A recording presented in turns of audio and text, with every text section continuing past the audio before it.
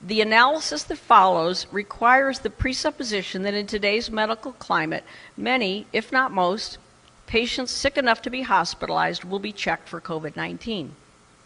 It also requires an understanding of what we know at this point, that most people who test positive for COVID-19 have mild or no symptoms. Therefore, testing positive for COVID-19 does not mean a person is sick with it, or if the person died, that they died from it.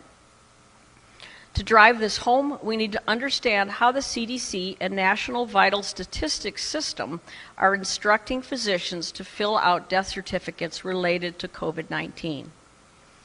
Brace yourselves, and please pay attention, and let what I'm about to tell you sink in.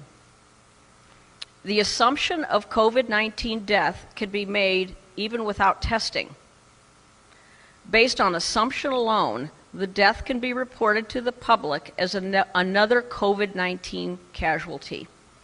The March 24th, 2020 National Vital Statistics System memo states, and I quote, "The rules for coding and selection of the underlying cause of death are expected to result in COVID-19 being the underlying cause more often than not."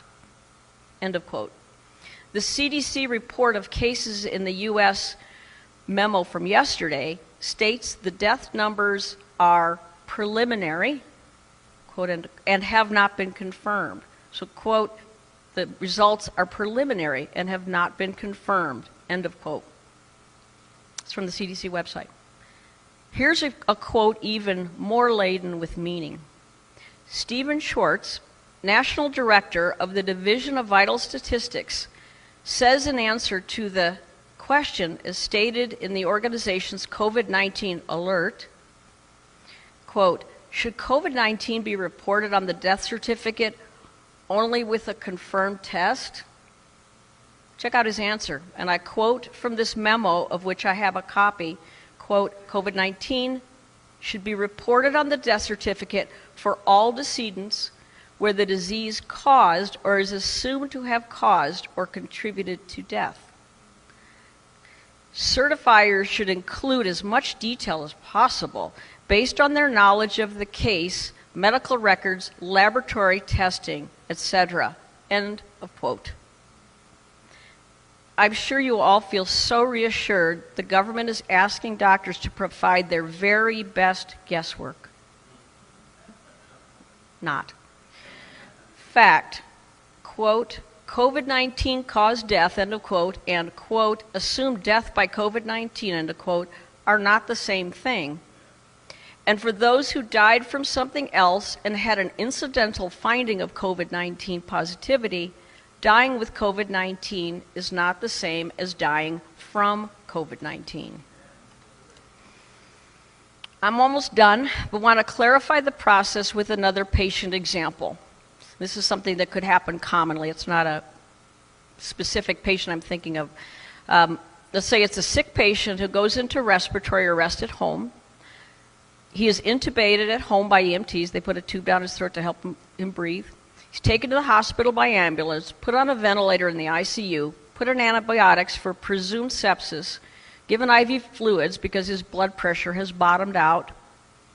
The bacteria pneumococcus is found in the blood and sputum cultures. Pneumonia is seen on the chest x-ray. Despite the staff's best efforts, he dies 2 days after admission. Like I said, this is not an uncommon scenario. The patient was found to be COVID-19 positive, and the doctor has the option of listing on the death certificate that COVID-19 is the immediate or antecedent cause because the doctor theorizes that COVID-19 contributed. Either way, it goes into the data bank as caused by COVID-19. To reiterate, if a patient tests positive for COVID-19 and dies from another cause such as pneumococcal sepsis, it may be considered accurate to say that person died with COVID-19, not from COVID-19. Yet the CDC guidelines list this case as one more COVID-19 death, and they go to the next questionable death. They label that as COVID-19, and it goes on and on. You could see how these statistics have been made to look really scary when it is so easy to add false numbers to the official database. Those false numbers are sanctioned by the CDC as of their memo yesterday, April 4th. I have made physical copies of those memos in case more people start looking at their website and they decide it's too much truth for us. I hope I was able to make my point.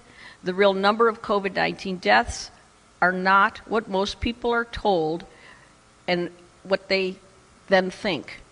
How many people have actually died from COVID-19 is anyone's guess. Again, God only knows. But based on how death certificates are being filled out, you can be certain the number is substantially lower than what we are being told. Based on inaccurate, incomplete data, people are being terrorized by fearmongers into relinquishing cherished freedoms. Thank you.